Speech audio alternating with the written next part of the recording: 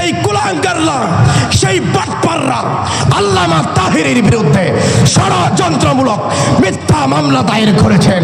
আজকে যারা নবীর মধ্যে দোষ খুঁজে দোষে গুণে মানুষ যারা বলতে চায়, মনে রাখতে হবে তারা মুসলমান নামের মুনাফিক। তাদের সাথে আমরা আশিক রাসূল ইমানদার মুমিনদের সাথে কখনো কখনো সম্পর্ক হতে পারে? জোরে বলেন, সম্পর্ক হতে পারে? যারা ঈদে মিলাদুন নবীর বিরুদ্ধে কথা বলতে চায়, নবীর জুলুসের বিরুদ্ধে কথা বলতে চায়, যারা নবীর মিলাদকে বেদাত ফতোয়া দিতে চায়, তাদের বিরুদ্ধে দাঁত ভাঙা জবাব আল্লামা তাহেরি দেওয়ার কারণে আজকে সেই কুলাঙ্গাররা, সেই বাটপাররা, সেই ওয়াহাবীর গোষ্ঠীর, লাহাবের গোষ্ঠীরা আল্লামা তাহেরির বিরুদ্ধে ষড়যন্ত্রমূলক মিথ্যা মামলা দায়ের করেছেন। দুহাত তুলে বলেন ঠিক কিনা বলেন? দুহাত তুলে বলেন ঠিক কিনা বলেন?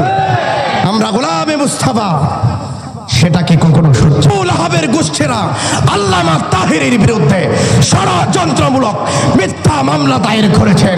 দুহাত তুলে বলেন ঠিক কিনা বলেন? দুহাত তুলে বলেন ঠিক কিনা বলেন? আমরা গোলামে মুস্তাফা সেটা কি কখনো সহ্য করতে পারবো?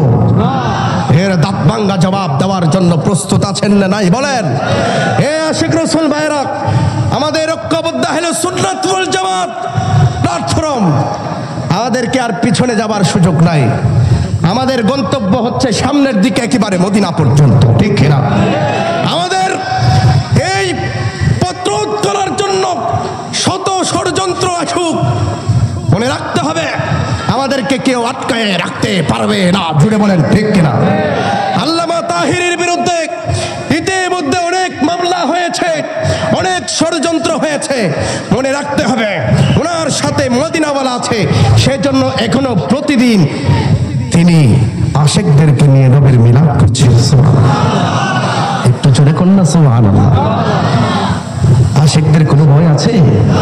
কথা বলেন, কোনো ভয় আছে?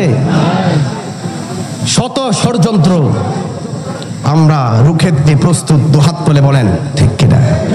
এই প্রস্তুত আছেন আপনারা সবাই? সুন্নি আলেমদের বিরুদ্ধে তোমরা মামলা দিবা, দলিলের জোরে না পেরে তোমরা শহীদ ফারুকীকে নির্মমভাবে হত্যা করেছো, তোমরা আল্লামা বাকি বিল্লাহকে শহীদ করে দিয়েছ, তোমরা আমার শেরে বাংলাকে খন্দকিয়ার জমিনে নিয়ে নির্মমভাবে শহীদ করে দিয়েছ। মনে রাখতে হবে একজন শেরে বাংলাকে তোমরা মেরেছো, একজন ফারুককে তোমরা শহীদ করে দিয়ে মনে করেছো শান্তি হয়ে গেলাম। মনে রাখতে হবে এই হুসাইনি মুসলমানরা এই পৃথিবীর বুকে, এই বাংলার ভূখণ্ডে যতদিন হুসাইনি মুসলমান থাকবে, ততদিন প্রত্যেকটা হুসাইনি মুসলমানদের অন্তরে এক একজন শহীদ ফারুকী বেঁচে থাকবে, এক একজন শেরে বাংলা বেঁচে থাকবে। তো হাত তুলে বলেন ঠিক কিনা?